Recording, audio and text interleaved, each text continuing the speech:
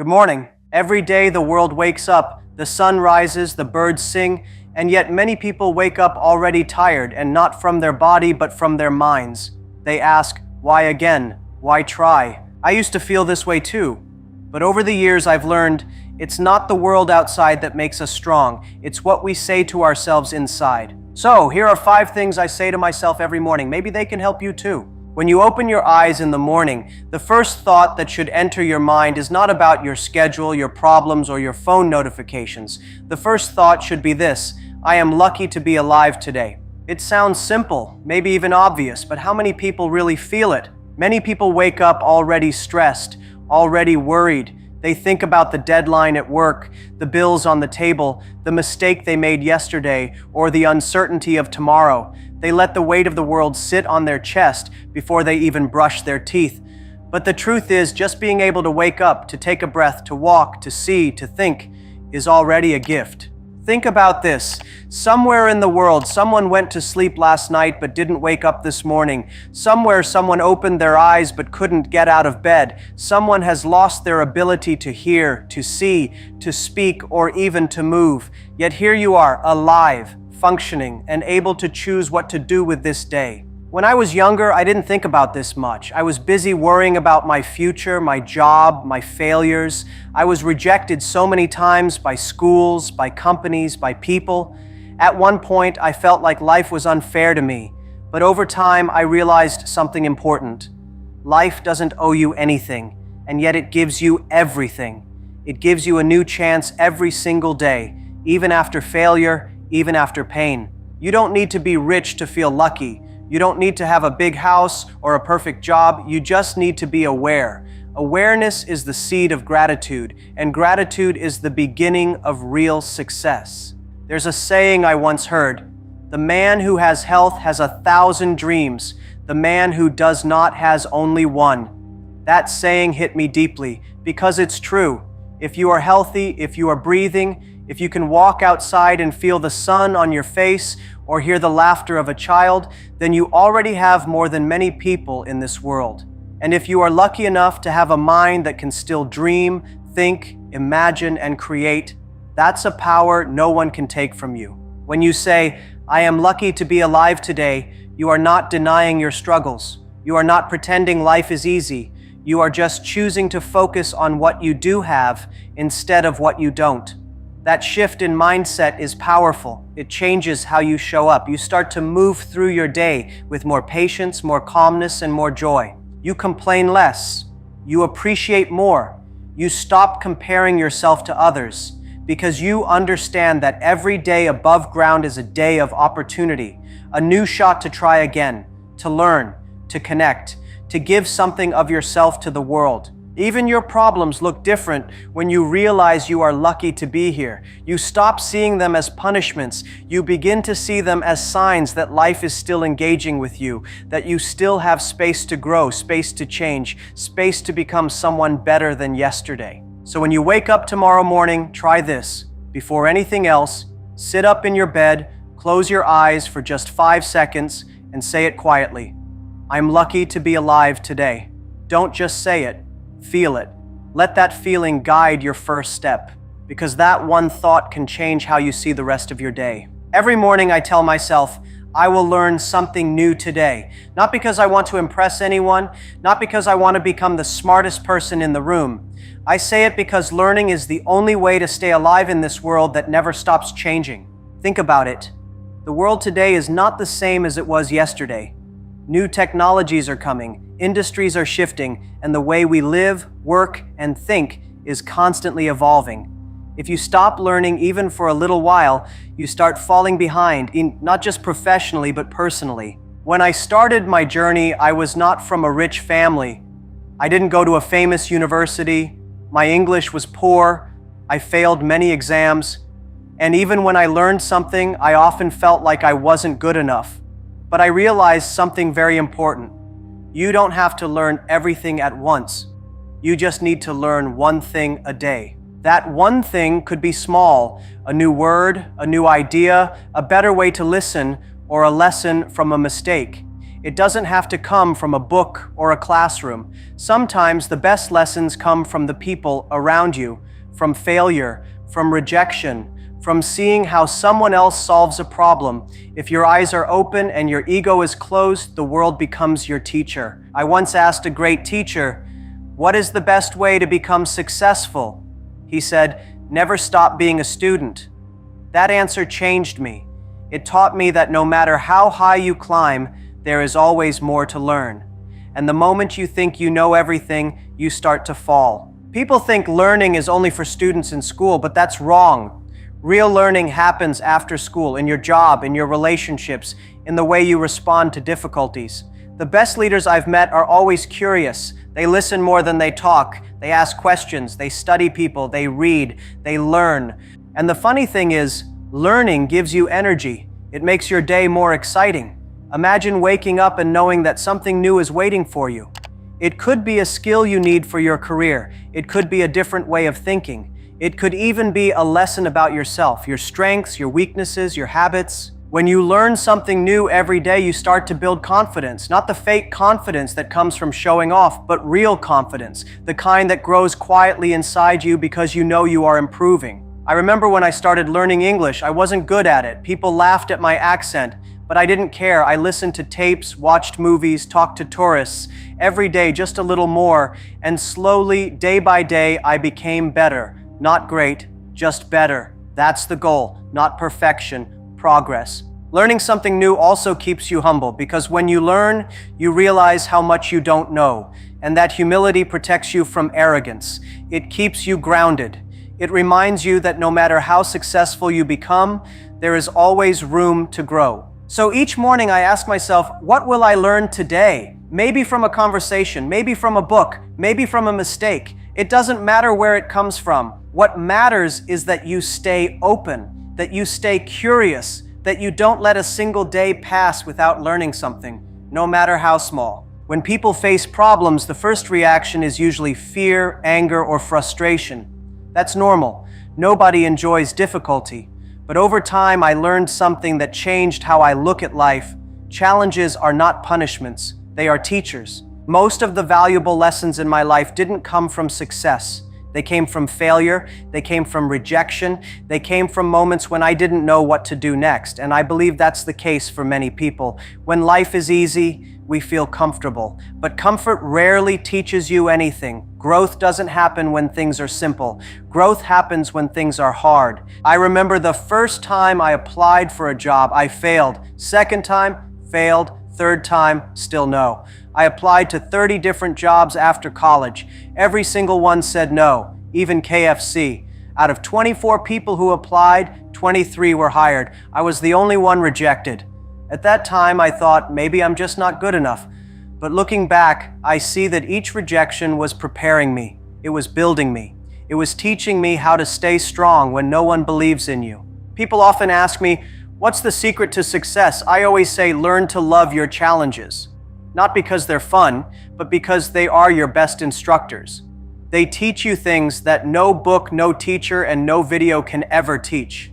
They teach you how to think differently, how to be patient, how to keep going when everything feels like it's falling apart. When you face a challenge, don't ask, why is this happening to me? Instead ask, what is this trying to teach me? That one question can change your life, because every problem has a lesson inside it, if you're willing to look. A challenge teaches you how to adapt.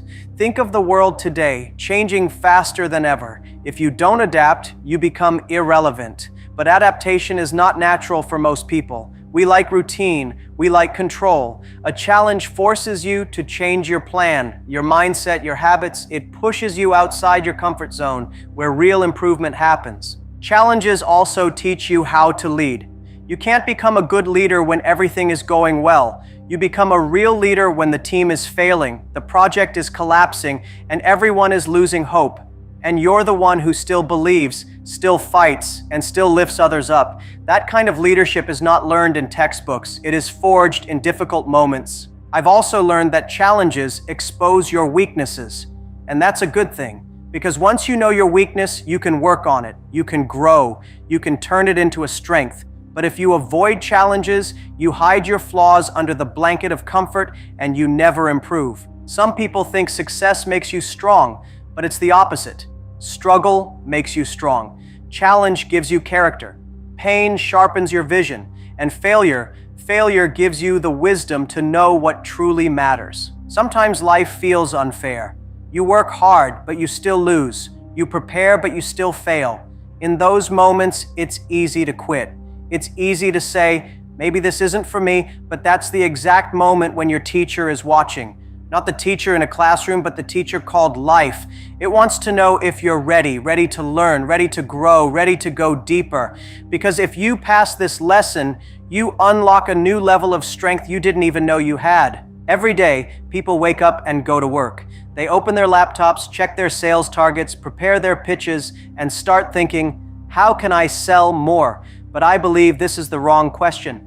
Instead of asking how to sell more, we should start each day by asking, how can I serve better? Selling is about transaction, serving is about transformation, and in today's world where everyone is trying to grab attention, the people who win are not the ones who shout the loudest. They are the ones who care the most. When I first started in business, I had nothing, no money, no connections, no experience, just an idea and a group of friends who believed in it. We didn't know much about sales, but we knew one thing. If we helped people solve real problems, they would come back. That was the beginning of everything. In those days, we weren't focused on how to make money fast.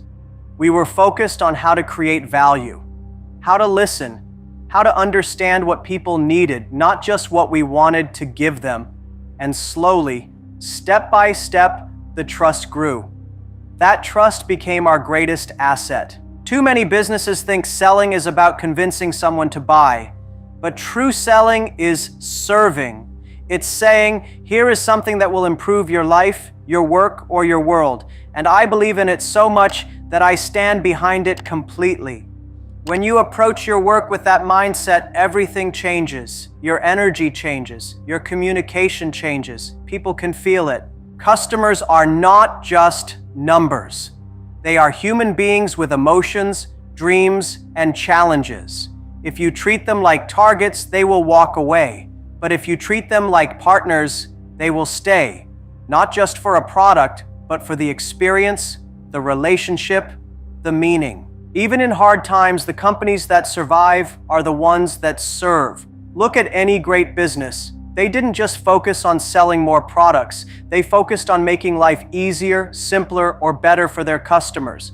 And that made their product valuable, not just available. I've learned that service is not weakness. It's not charity. It's strategy. Because people remember how you made them feel. They remember whether you cared, whether you listened, whether you followed through when they had a problem. And in a world full of options, people will always return to those who truly served them well. This mindset also applies to leadership.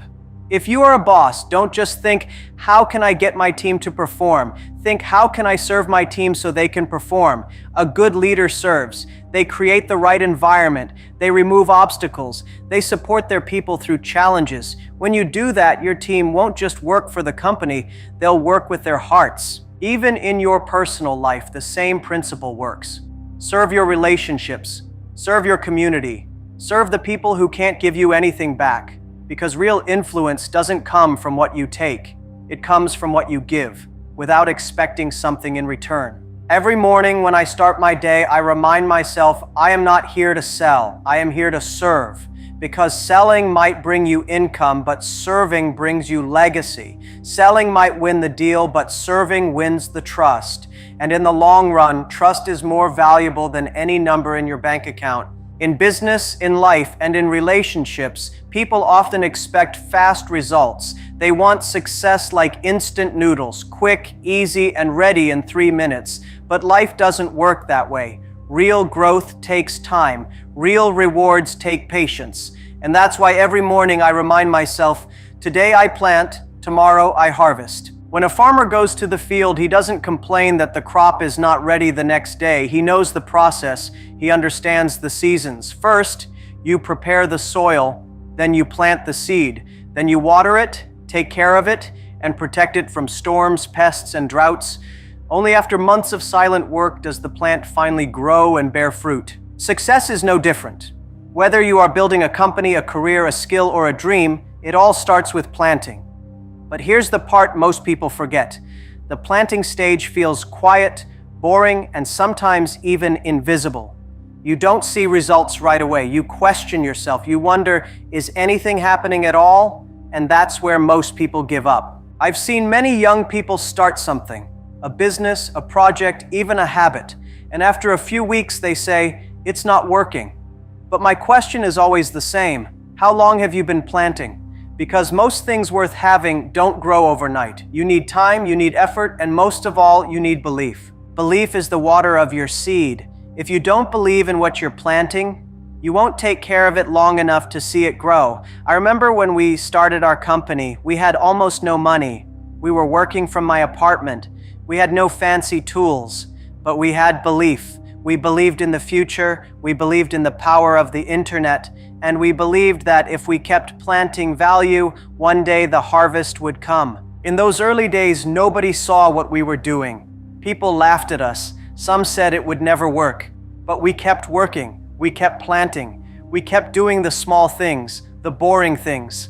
Because deep down, we knew you don't get fruit without first planting the seed. This principle is not just for business, it's for everything. If you want to build a strong relationship, you have to plant kindness, respect, and trust. Not once, but every day.